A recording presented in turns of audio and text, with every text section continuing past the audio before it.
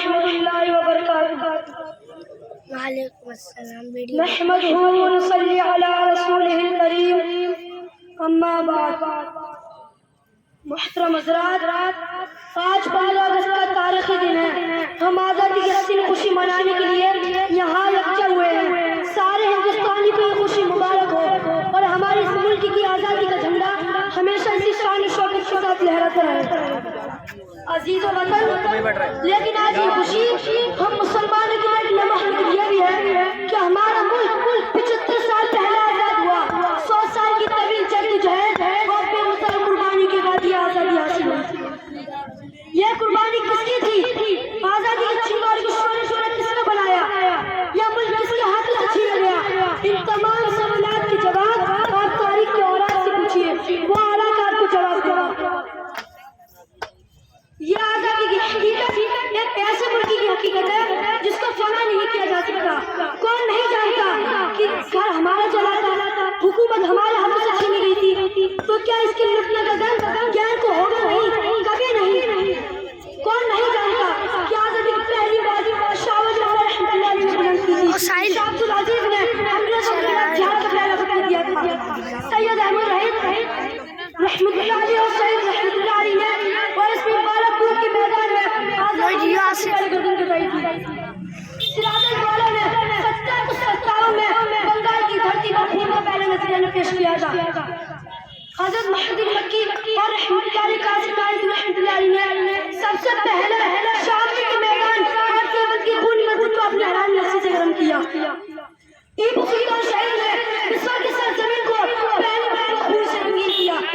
शेख रहमतुल्लाह अलैह ने देश की तहरीक चलाई और माल्टा की जंग में अपने जिस्म को सड़ाया।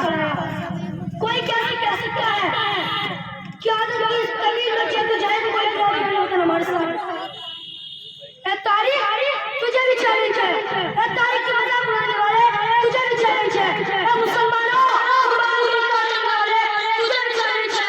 जमहूरियत का खून करने वाले तुझे भी चैलेंज है। अगर आपके पास इस हकीकत को छुपाने के लिए कोई दलील है तो पेश करो। मेहनत का ये पूल कितना सही है कि अगर हमारा मुल्क सन 1919 से पहले आज़ाद होता तो क्या वतन में आने और समाज का ख्याल नहीं आता। लेकिन अफसोस की फिर भी कहते हैं हमसे ये अहले चमन, फिर भी कहते हैं हमसे ये अहले चमन, ये चमन हमारा है, हमारा नहीं। मेरे इस्लामी भाइयों और बात करूंगी इस तारीख को ध्यान कर देखें तो हमारे मुस्लिम की तहरीक आज़ादी की तहरीक और कारवाई के शब्द नजर आते हैं। मौलाना मोहम्मद अली जौहरी कौन थे? मौलाना की तरफ से कौन नवाज है? मौलाना मदनी के अलावा सैकड़ों ऐसे साथी हैं और सुरमा है जिन्होंने इस्लाम की क्यादत की है।